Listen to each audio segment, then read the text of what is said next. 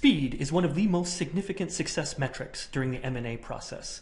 Hanley's merger and acquisition module is designed to accelerate workforce integration and mitigate talent risks by eliminating time-consuming administrative functions. This way you can focus on implementing your optimal operational model faster. Importing data is the first step in the merger and acquisition integration process. Hanley makes importing data incredibly easy by linking you directly to your target acquired organization's ERP system, or allowing you to import data directly from some sort of flat file, like an Excel spreadsheet. In this example, we've already imported some data. Employees and positions have come in through an Excel spreadsheet. These standard Excel spreadsheets are provided by Hanley and can be easily produced by your ERP system. Once the import has started, Hanley will analyze this Excel spreadsheet, looking for data anomalies, and if everything is okay, will allow you to merge the data directly into your organization structure, into a scenario. Once you've imported the data successfully, Hanley provides a great view of your current state organization, so this is the one in your primary ERP system, and the target acquired organization structure. So this is the data that came in from, in this case, the Excel spreadsheet. In Hanley, it makes it very easy to put these two organization structures side by side, to view them and manipulate them. So over here on the right-hand side, I've got my Zark Incorporated organization, and over here on the left-hand side, I will bring up my ABC company. Hanley makes it incredibly easy to do complex things like cross-organizational modeling. So in this example, I'm going to grab the R&D division out of my Zark Incorporated acquiring company, and I'm going to drop it into my research and development group in my core ERP system. What I've done here is basically assign this group to within research and development.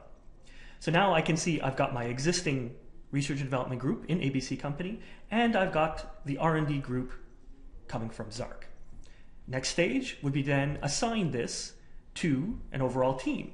So in this case, I'm going to put the chief of this particular organization structure, Sarah Lambretta, and I'm going to add her and one of her HR business partners who will be giving her a hand during this modeling process. Once this is done, Sarah will receive a notification letting her know that a model has been created and she's been shared into it. When Sarah logs in, all she will see is this combined organization structure. From here, Sarah can continue the integration process. So let's say, for example, I want to start combining some of these groups.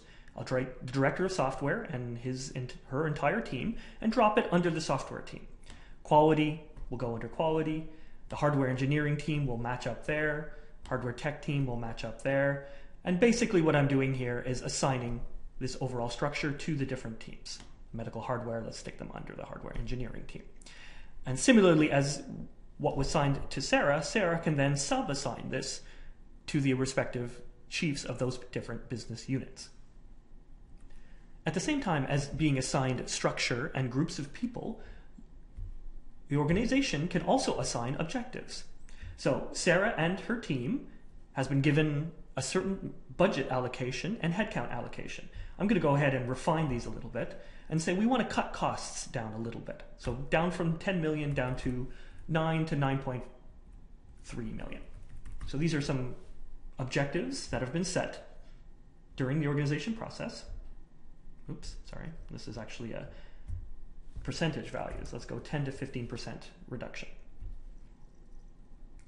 And this is an absolute value. Let's say we're looking for a headcount between 160 and 165.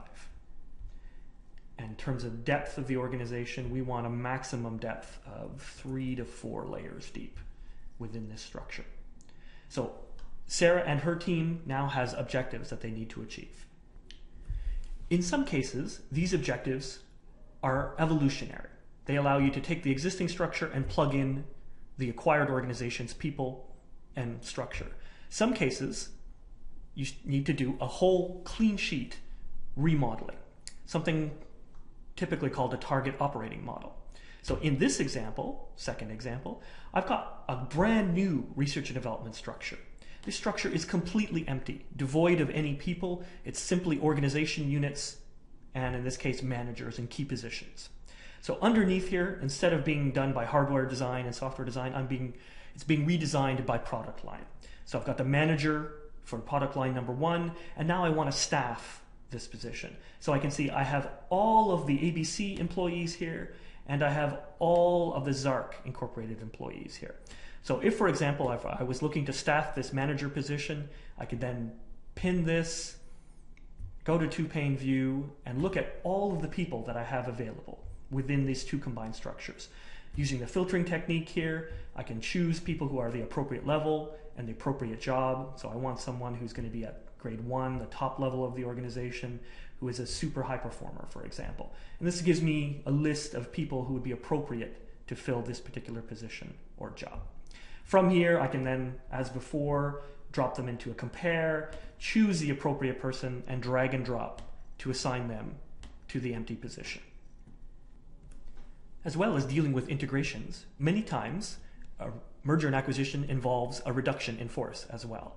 Handley makes that manageable as well by controlling exit lists. So for example here, I've got an exit list that contains employees from both ABC and ZARC. And if at any point in time I've got a group or a team who are no longer required for this particular organization structure, I can then drag and drop and move these people into the exit list. What this means is they're parked in this location. Other teams can come in and pull from the exit list, for example, to reassign them to other areas of the organization. Of course, at the end of the modeling process, you can then take the exit list and produce a list of employees who are redundant. Just like our regular scenarios, this modeling process and integration process can be finalized, approved, and then eventually written back to your ERP system.